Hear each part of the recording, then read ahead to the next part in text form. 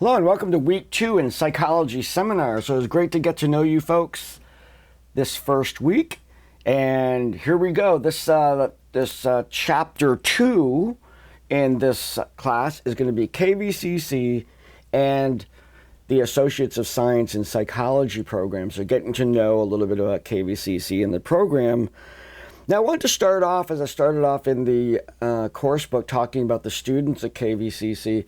Admittedly, when I got my doctorate, people asked me if I was going to then start teaching for the University of Maine, and I said I would not. I do teach for them part-time, but I didn't want to transfer to the University of Maine simply because I like the diversity of students in my class here at KVCC. Grandkids to grandmothers, and that kind of diversity really enriches my classes, enriches my experience of my job. I hope it enriches your experiences as a student. Your fellow students are really diverse. They come from all sorts of age groups. They come from different socioeconomic places. They have different work histories. Some have families, some don't. All the other ways in which we're diverse. And I think it makes for just much more rich discussion in the classroom. So I'm staying at KVCC. That's what I say. Now, at KV, even though we are quote unquote, our genetic, our DNA is really a trade school. We have always been that, and we're proudly that. We prepare people for jobs. At the same time, we're an academic community. Academics means we are critical thinkers. We are disciplined thinkers, we do research, we rely on data, and oftentimes, as you can tell in the psychology program, we rely on the scientific method in order to make decisions. Now, just as what you saw, there was the screen went blank. I'm having a little trouble with my video system. Please excuse that. It might get pretty bad here. I'm hoping it's only going to happen once in a while. I'm working on that, so be patient with me if you don't mind. Now, the specific discipline of psychology itself really centers on a few qualities, and that one is a routine skepticism. Basically, show me the data about what you're saying about the human mind, and then we'll have a discussion. There's all kinds of myths associated with psychology, just like we've already discussed, and certainly we want to be skeptical, but then cautiously, maybe hopefully skeptical, if something comes along. And, we're looking at some treatments right now for substance abuse that involve using LSD, which was an illegal substance for years and years, still is. But there's hope, and the researchers are hopefully skeptical. Okay, we're gonna take this gently. We're not gonna rush into it. Let's do the research, make sure this is a good thing, and hopefully things will work out. And we'll have another way in which we can help people with substance abuse. So emerging technologies and information, we remain skeptical. Another part is the mindset that we go into when we put on our psychologist hat. We don't have to keep it on all the time. Mine's on all the time because it's become a habit of my thinking. But when I put that hat on, I try as best as I can, and I fail, but I try as best as I can to set aside preconceived notions, my continued understanding of how the world works. The world continually conflicts with my internal representations of the world. The world is complex, it's beautiful, it's wonderful, crazy, all of those things, and it does things that surprise us, and we need to be open-minded for that. In sociology, we talk about the sociological imagination. Sociological imagination is that inner construct that we have that formulates, as we built it, it's constructed, that's why we use that word construct. I built this internal representation of how the world works and my place in it. And it's sort of my current theory. Now, theory means it's my current explanation as to what's going on. It may not be the correct explanation what's going on. It's what I'm going with for right now. It's working so far, but I have to remain open for it to be changed. So as you are entering into this field of psychology, you are going to be challenged to think about things in a different way. And the only way you can grow from that process is if you're ready to set aside some of your own belief systems in order to embrace the perspective from psychology. If anything, to add to what you already have. You don't have to throw out everything. I'm not asking you to just be a blank slate upon which psychology will write, but it gets integrated into what you already know, and it enriches what you already know by studying the field of psychology. The other aspect that is embedded into this program that has to do with this sort of mindset is the learning outcomes. Now, in the course book, I outline the learning outcomes that the American Psychological Association has put forth as the expectations for learning in a bachelor's degree in psychology. They actually have a document. I took that document and I used that to align all of the assignments in my courses to those outcomes. So we are, as you venture through the different courses in this program, you are learning specific things that align with the expectations for a bachelor's degree in psychology. And I cover them all, and when you go on to your next degree, you're going to cover them again, and you'll hopefully you'll cover them again, and you'll have this very rich experience of being able to look at some of those outcomes, look at those specific expectations and say, I know where I learned that. I learned that in this assignment at KV, and then there's this other assignment at KV, and then there's this class that I took at University of Maine in Farmington, and those are the three places that I really learned that part of psychology.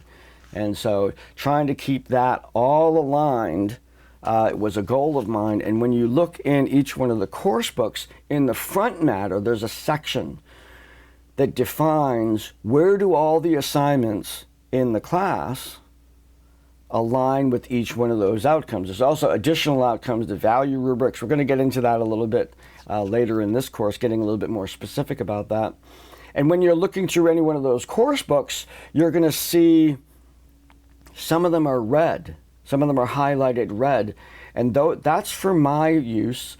I am going to pinpoint those particular assignments. You don't have, it's not that you have to focus on them more. You have to focus on all of them.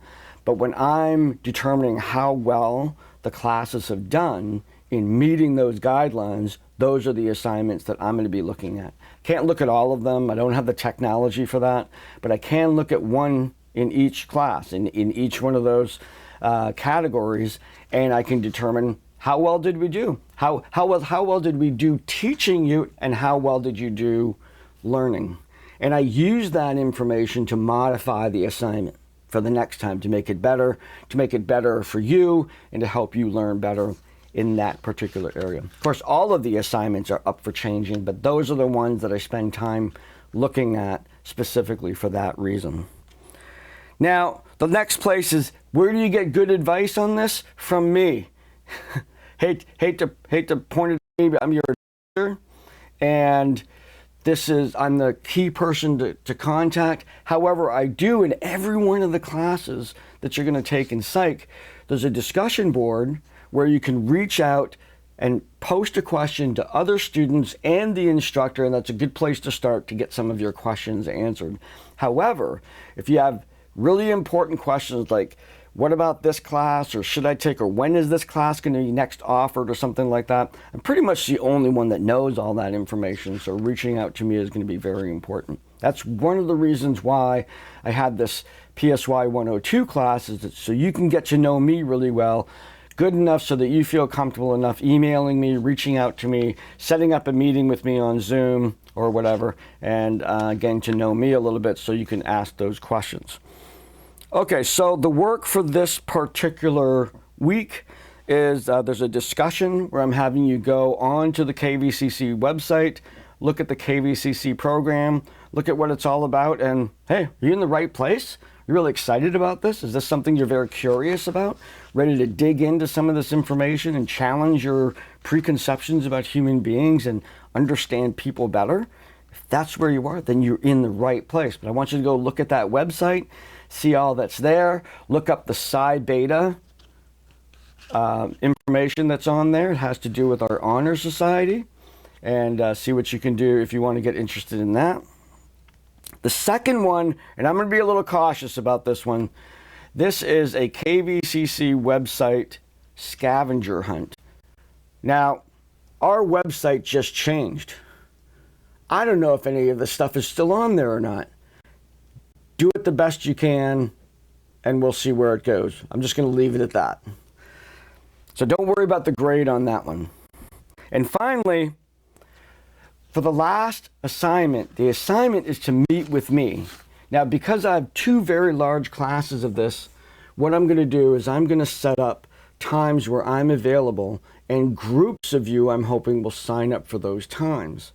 And so when I'm going to post that, it's going to be a link. You're going to go and you're going to choose a time in which you want to meet with me on a setup meeting, and I will send that information to you so you can have a meeting with me on Zoom.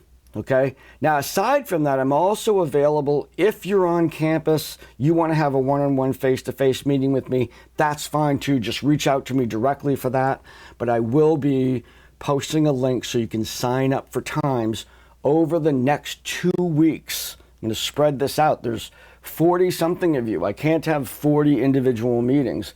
So I'm going to have group meetings, kind of just get to know each other, get that initial planning document out there.